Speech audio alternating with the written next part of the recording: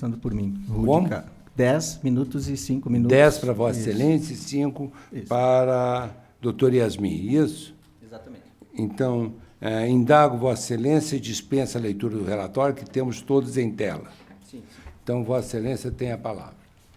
Senhor presidente, senhora relatora, excelentíssimos senhores conselheiros, eu cumprimento a Vossas Excelências, representantes da OAB, da JUF, Ministério Público.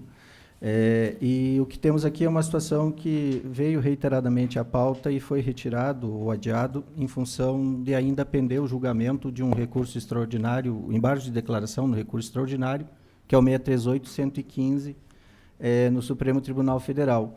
Foi aquela decisão que, entre 98 e 2001, excluiu a possibilidade de incorporação de quintos pelo exercício de função comissionada envolvendo a MP 2225, dígito 45 de 2001.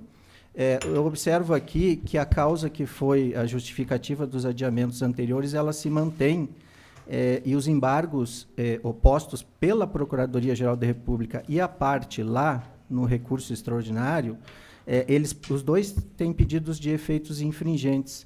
Eu não sei se eu prossigo a sustentação quanto a este ponto ou me detenho primeiro, eminente relatora, neste ponto apenas. Eu seguiria, sugiro a Vossa Excelência, por lealdade, Prossigo. que prossiga, por lealdade processual. Se me permite, senhor presidente, eu até faço aqui, apresento uma questão de ordem logo no início do voto para justificar a retomada, porque já está parado há mais de 2 anos, o Supremo reiteradamente diz que julga, mas também não julgou, e seria o momento de retomarmos, então, o julgamento. Certo. Obrigado.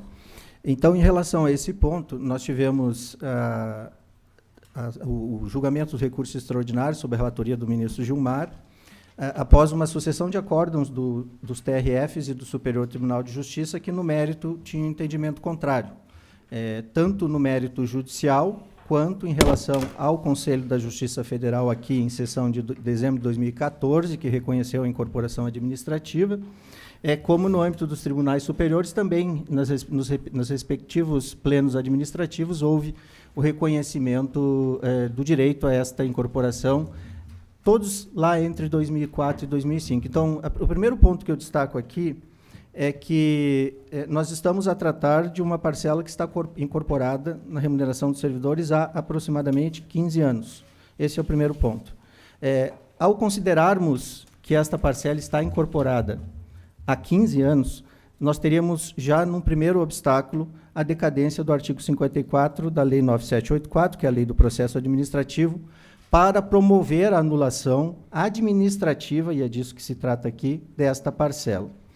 Então, se temos aqui a decadência do direito de anular pela administração pública, a cada 5 anos isso ocorre em relação a um ato administrativo anterior, aqui temos um ato administrativo que produziu efeitos por 15 anos. Este é o primeiro ponto, porque a decisão do Supremo, ainda que não considerássemos agora, 2019, ela é de 2015, quando então já tínhamos 10 anos desta incorporação. E sabemos o quanto delicado e o quanto representa isso mensalmente na remuneração dos servidores que exerceram as funções comissionadas e incorporaram conforme resolução que, à época, mantinha seus efeitos com presunção de legitimidade. Tanto é que, judicialmente, essas decisões todas foram confirmadas até o Superior Tribunal de Justiça, até a sessão, e só foram alteradas numa admissão de recurso extraordinário depois de mais de uma centena não admitidos no Supremo Tribunal Federal. Eu me recordo até que o ministro Sepúlveda Pertence foi quem fez a sustentação para que não houvesse admissão daquele recurso especial, já como advogado. Neste ponto, a sustentação coube a ele, e abordou muito bem o porquê que o Supremo não poderia apreciar aquele recurso extraordinário, que dirá com repercussão geral, mas o fez, por insistência, à época do relator, e teve esse julgamento considerando que a interpretação temporal da prorrogação da parcela de incorporação de quintos até 2001 não seria válida, especificamente entre 98 e 2001. Agora, veja, excelências, estamos diante de um recurso extraordinário com repercussão geral, contra o qual, seja pela Procuradoria-Geral da República, invocando inclusive a decadência, ou pela parte, há embargos de declaração pendentes de julgamento, que não podem ser julgados na lista virtual, tanto que nas últimas pautas, eminente relatora, o processo esteve na lista presencial, em função de haver destaques de outros ministros, o que aparentemente pode produzir divergência lá dentro, e há um indício de que isso possa ocorrer em função da gravidade que isso acarreta, em especial quanto à decadência e quanto à projeção dos efeitos de um recurso extraordinário com repercussão geral, que não tem esse efeito. Veja, nós não estamos diante de uma súmula vinculante, nem de uma ação direta de inconstitucionalidade. Nós estamos diante, o que se trata aqui é um recurso extraordinário com repercussão geral, cujos efeitos processuais são sobre processos sobrestados, processos judiciais.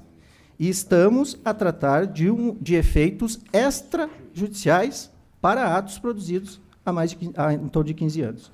Então, a preocupação maior aqui é deixar esses dois pontos bem claros. Primeiro, a maioria dos servidores, não só os que incorporaram por decisão administrativa, há também os que incorporaram por decisão judicial transitada e julgados contra as quais não houve ação rescisória, e há várias no universo hoje dos servidores do Poder Judiciário da União com trânsito em julgado. Então, nós temos situações desse tipo, onde também a incorporação resulta desta decisão judicial transitada e julgado, sobre a qual não cabe rescisória, e que o Supremo disse recentemente que não pode ser rescindido, mesmo, não pode ser rescindido, invocando-se o RM 638-115. E temos, por outro lado, a produção de efeitos, ou supostos efeitos, de uma decisão judicial em recurso extraordinário, que extrapolam os efeitos do recurso extraordinário, porque o controle ali é concreto e incidental, não é abstrato e não é vinculante. Então, o que hoje os sindicatos que nós representamos, que fizeram intervenção aqui de servidores, querem trazer são esses dois pontos. Por segurança jurídica, ainda que o Supremo tenha pautado e adiado, ele ainda está com o processo para ser julgado em embargos de declaração e com destaques para apreciação em plenário.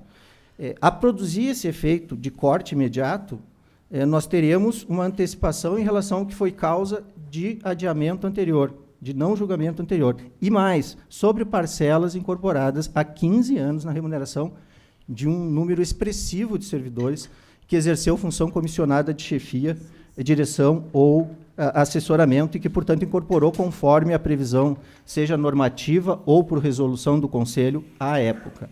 É disso que tratamos. Eu peço a Vossas Excelências, encerro aqui este ponto, não sei quanto tempo tomei, que respondam pela manutenção, primeiro, pela manutenção do adiamento, mas, neste caso, seria a votação em relação à questão de ordem para aguardar o julgamento supremo, ou se ultrapassar dessa questão, que, então, no mérito, seja mantida a incorporação até que decisão posterior seja produzida nesse sentido. São esses os esclarecimentos que eu vim a trazer. Obrigado pela atenção de Vossa Excelência. Ok, agradeço a participação do doutor Rudimeira Cassel e convoca a doutora Yasmin Iogo Ferreira, que terá mais 6 minutos.